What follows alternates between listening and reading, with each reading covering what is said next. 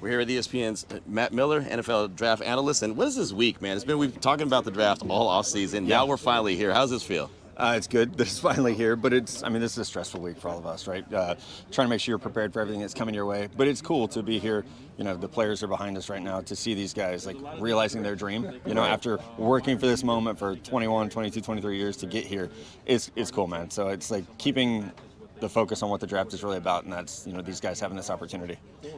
Fernando Mendoza obviously is not here, but I'm looking at other players that maybe the Raiders could be interested in. Caden McDonald's one of those guys. We've talked to him. I talked to you about him before. Yeah. You have a grade 2 on him, a round 2 grade on him. Mm-hmm. What do you think the chances are that, especially now that Dexter Lawrence made that trade, they traded him to Cincinnati, what do you think the chances are that he's actually there on day 2? I think this is a solid chance. We are looking at a draft where we might not have a defensive tackle go in the first round, which is unheard of in this day and age. So I think there's a shot that McDonald's there. He's a young player, but I think the production he had, especially nose tackle production, is really rare for that talent that he has. So to be able to penetrate, he's such a great run defender as well.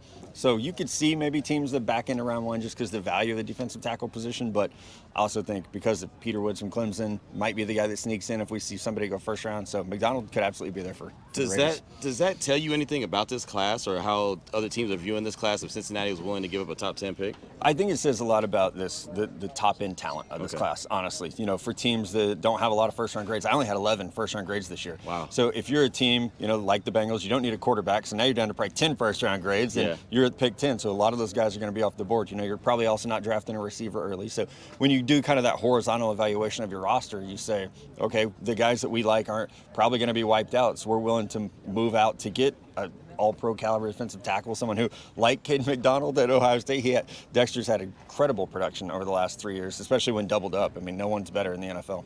Is a guy like McDonald able to create all of a sudden the pass rushing skills? Can that develop into the National Football League? Yeah, absolutely. Yeah, I think you see guys who are two-gapping in college, but they have the athletic ability to then be a penetrator. Yeah. He has that, and I think it does show up on tape. Now the key is he's 21 years old, so there's a lot of development ability left still on the table.